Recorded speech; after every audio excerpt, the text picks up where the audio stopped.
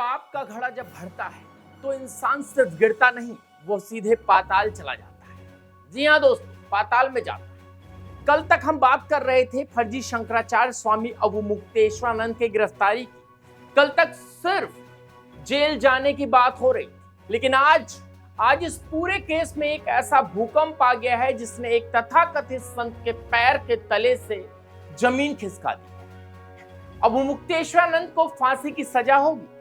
क्या धर्म के नाम पर बंद कमरों में जो काला खेल खेला गया उसकी सजा सीधे मौत होगी? ये सवाल मैं हवा में नहीं पूछ रहा हूं दोस्तों, इसका प्रूफ है बाकायदा।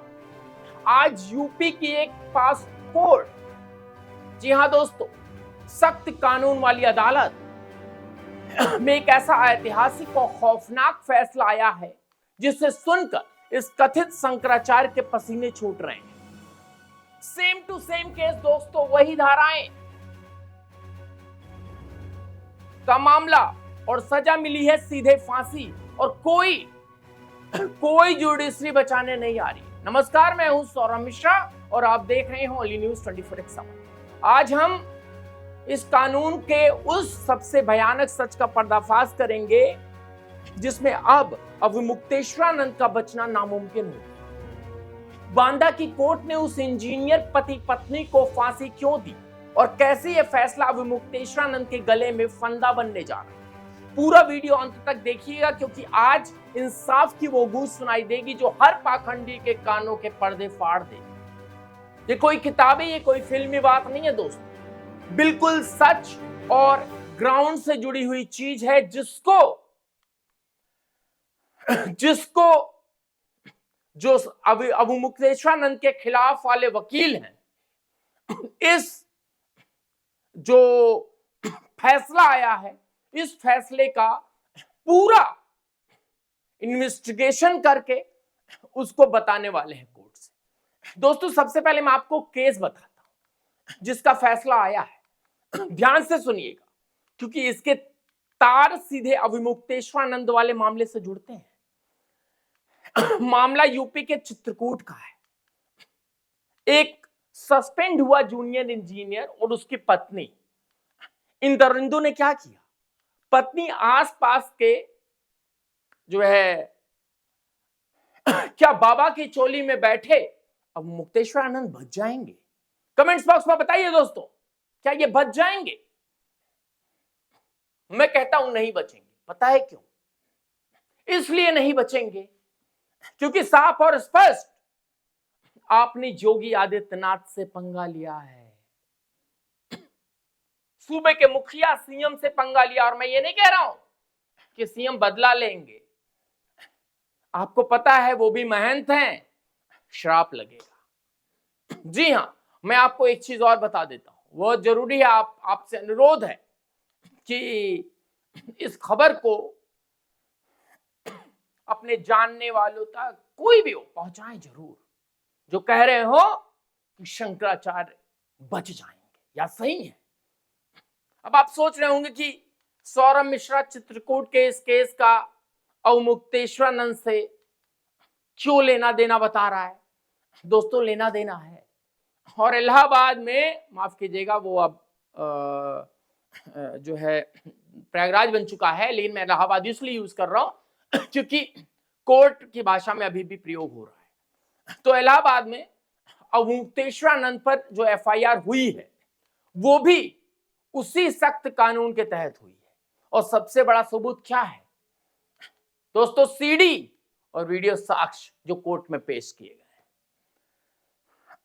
फास्ट एंड फ्यूरियस, बहुत तेज से दोस्तों, तेज पर फैसला आता है। और जरा क्रोनोलॉजी समझिए। इलाहाबाद की कोर्ट ने अवमुक्तेश्वरानंद पर ऐसे ही हवा में एफआईआर का आदेश नहीं दिया। पहले पीड़ितों के बयान दर्ज कराए, रिकॉर्ड किए, उन्होंने जो झेला वो कैमरे के सामने बताया। जज साहब ने उन बयानों को देखा, उन वीडियो सबूतों की जांच की, और जब उन्हें लगा कि यहां वाकई में दरिंदगी हुई है, तब जाकर एफआईआर का डंडा चला। यानी आरोप सिर्फ हवा हवाई नहीं है, इनकी जड़ें बहुत गहरी और सॉलिड हैं दोस्तों। सॉलिड है इनकी जो जड़ें हैं। और एक चीज और मैं बता देता हूं, कानूनी पेच से बच जाएंगे तो भूल है अभिमुक्तेश्वरानंद की, क्योंकि अभिमुक्तेश्वरानंद, अब बड़ा सवाल इन पर है कि फांसी की सजा हो सकती है क्या। तो दोस्तों, कानून की नजर में अपराध अपराध होता है।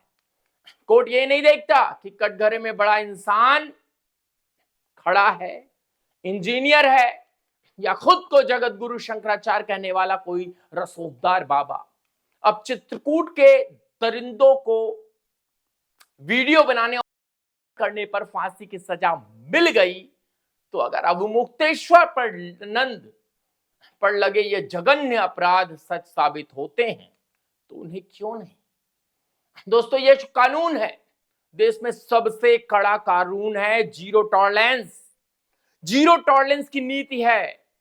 बांदा कोर्ट का ये फैसला एक नजीर बन गया है। और मैं अब आपको बता रहा हूं, जो लोग ये वीडियो अभी तक देख रहे हैं, नजीर बन गया दोस्तों। नजीर क्या होता है पता है? नजीर ये होता है कि आगे जब अभिमुक्तेश्वरानंद की सुनवाई होगी तो जो इनके पक्ष के वकील हैं वो क्या कहेंगे पता है? के पक्ष के वकील कहेंगे कि साहब देखिए, बांदा कोर्ट में फैसला सुनाया गया है, तो इस फैसले ने साबित कर दिया है कि ऐसे मामले में कोर्ट किसी भी कीमत पर नहीं सुनती है और माफ नहीं करेगी। जिस इंसान में धर्म का चोला पहनकर भगवान के नाम पर आस्था का व्यापार किया, कानून से वीवीआईपी ट्रीटमेंट नहीं देगा, उसे वही सजा मिलेगी जो किसी भी आम मुजरिम को मिलती है। समझे? वही सजा मिलेगी। और तो और, ये जो राजनीतिक आगे पीछे खोज रहे थे उनका क्या होगा। और आज मैं उन लोगों से भी पूछना चाहता हूं, मैंने बात की ना राजनीति की, तो कल तक इस बाबा के चरणों में जो लौट रहे थे, कहां है वो गए? कहां है वो इंडी अलायंस की लॉबी? कहां गए वो नेता, इस फर्जी शंकराचार्य को सनातन का रक्षक बताने वाले? जब ये महाराज योगी आदित्यनाथ को गजेड़ी कह रहा था तब वो ताली बजा रहे थे। आप लोग जब ये मामला जब ये ममता बनर्जी को देवी बता रहे थे तब तो बड़ा खुश हो रहे थे। और आज इनके काले कारनामों की सीढ़ी कोर्ट में चल रही है, जब आज इन पर फांसी की तलवार लटक रही है, तो सबके सब बिल में घुस गए हैं। लोगों द्वारा, पार्टी के लोगों द्वारा वो राज्यपाल को चिट्ठी लिखी जा रही है। फॉर्मेलिटी यही होता है दोस्तों, जब पाप का घड़ा फूटता है तो साथ देने वाला भी कोई नहीं बचाता। आज सनातन समाज जाग चुका है। हम अपने धर्म का अपमान बर्दाश्त नहीं करेंगे और ना कर सकते हैं, लेकिन धर्म के नाम पर बैठे इन भेड़ियों को भी हम कतई बर्दाश्त नहीं करेंगे।